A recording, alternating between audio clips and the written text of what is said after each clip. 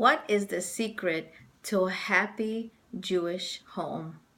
A happy Jewish home is only happy when we understand what leads to hatred and what leads to destruction. In order to understand happiness in the Jewish home, let's appreciate the insights of Chabad.org on the insights of Balak and Bilam. The kings of Moab and Midian were great enemies for many generations until they decided to fuse together and go against the Jewish nation. They were united for the purpose of a common attack against the children of Israel. Balak was the newly appointed king of Moab, and he had been charged for creating the plans to kill the Jewish people.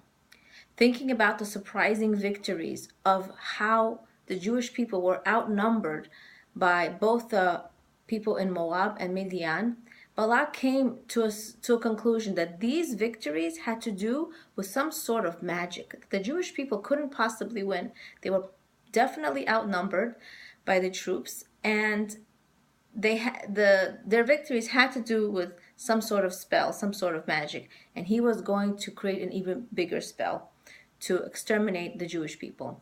He hired the greatest magician at the time. His name was Bilam, and he was also a prophet. He was asking him to come to Moab to curse the people of Israel who were threatening to overrun their lands. Rebbe Yemim Mizrahi gives us insights in Parshat Balak on how to run and how to create a happy Jewish home. In Bamidbar it states that Bilam said, they're a nation who rise like a lion cub, end quote. He was talking about the Jewish people, intending to curse us so that we should wake up late. Bilam understood that the secret of a happy home is to wake up early, is where the parents and children rise early. Who saved the Jewish people from the curse of Bilam? None other than Avraham himself. HaKadosh Baruch Hu, Hashem our God, told Bilam that Avraham rose early in the morning. Hashem said to Bilam, Rasha, someone who awoke even earlier than you will save them, the Jewish people. Bilam too awoke early that day, the day that he set to curse the nation. The Pele Yoetz, our sage, writes that waking up late ruins the entire day. The later you awake, the more lethargic, sluggish, tired you will be. Have you ever had an experience that simply just didn't make sense? Maybe due to life circumstances, maybe due to taking care of a baby at night.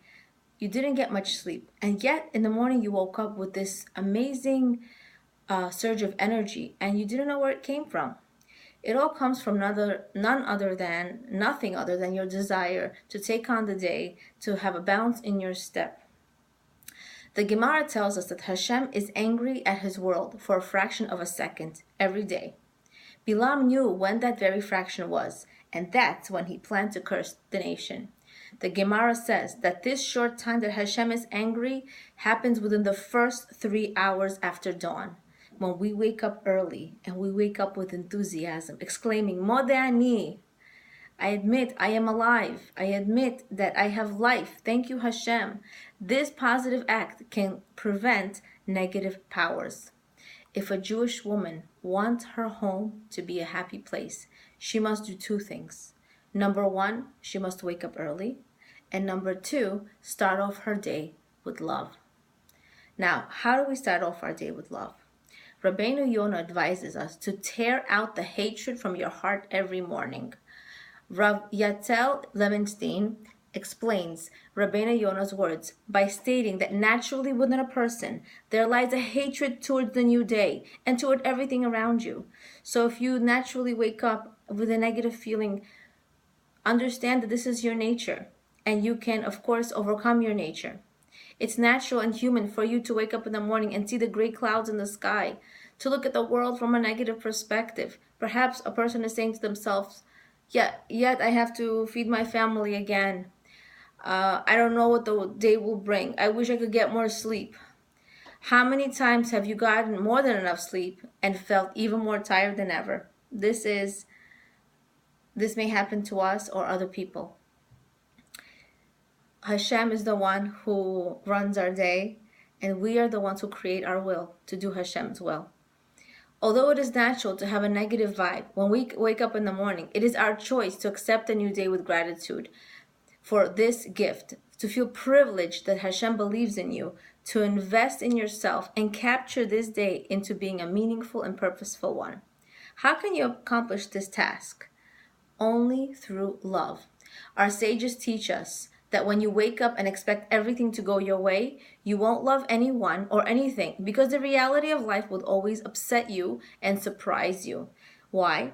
Expectations always lead to disappointment. Love is about being flexible. Step out of being stubborn, and you will learn to love what the new day has to offer and everything in it.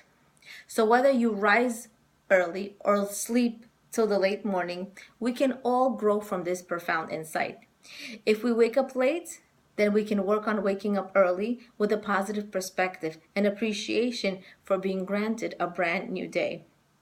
If we wake up early, we can work on being flexible, not coloring our day with expectations. Meaning, if you're scheduling the day to the minute, we must remember that we don't run the world, that Hashem, our God, runs the world, that our will should be His will. We should accept the day exuding positive energies, although we may have a long to-do list, and yes, much that needs to get done for our home and our families depends on us women.